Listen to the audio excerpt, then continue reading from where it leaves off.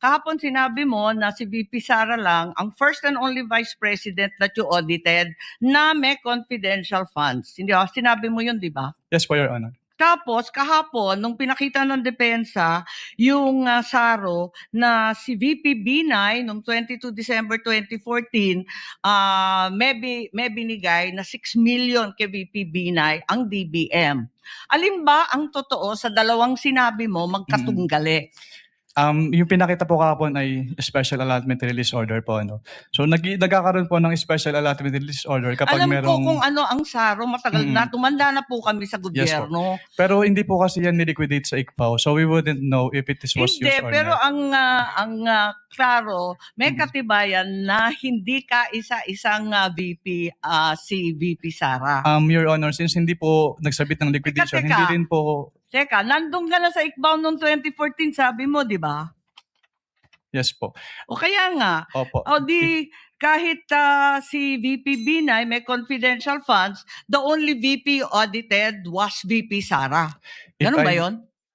Since si VP Sara lang po yung nagsubmit ng liquidation. Pero Ba't hindi mo alam? If I may clarify po. Ba't hindi mo alam? Nandun ka na noong 2014. Dapat Opo. alam mo yun eh. If I may clarify po, Your Honor.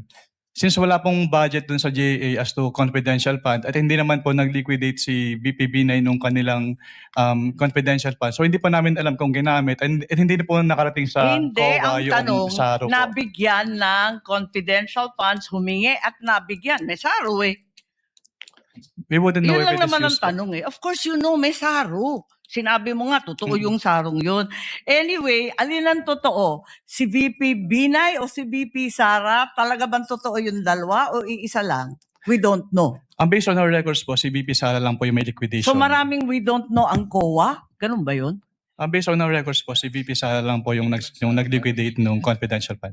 Eh may record nga ng SARO. Maraming salamat. Kindly wind up. Presiding Judge. Thank you, Senator Judge Marcos. Sorry, walang liquidation. To clarify and finish that point, if there was no liquidation, there's nothing for COA to look at. But it's possible that indeed confidential funds were given to the former Vice President Binay. Yes po, Your Honor. So from your end, alam mo lang, wala kasi walang pinaliquidate sa inyo. Yes po. And wala din po siya sa GAA po ng 2014, Your Honor. Pero kung may SARO nga, na pinakita sa iyo kahapon at mapatunayan nila, ibig sabihin nun, meron pero walang niliquidate sa inyo. Maaari po, Your Honor. Pwede po. Tinitingnan ko yung joint circular at maliwanag that the presumption for misappropriation arises against the accountable officer. Di ba? Yes po. Against the accountable officer. Sino ang accountable officer? Maliwanag naman yung joint circular. Sa 3.1, sabi, yung officer whose duties permit or require possession of government funds. Hindi ba? Based on the joint circular po, may ganyang provision. Oo. So yung SDO talaga, yung Special Disbursing Officer has the possession, the custody. Tama yun, di ba? Yes po.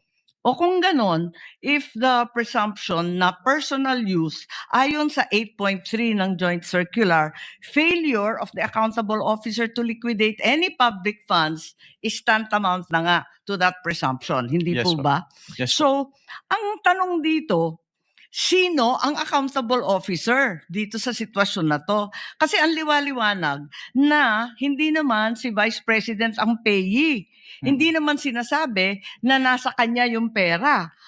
Ang liwanag sa inyong joint circular that the Special Disbursing Officer is the one who was designated by the head of agency to have custody, di ba? And in the case of the OVP, si Acosta yon. In the case of DepEd, hindi ba si Fajarda yon? That is not entirely correct po, Your Honor. Because under the joint circular, it shall be the responsibility of the head of the agency first to approve yung cash advance.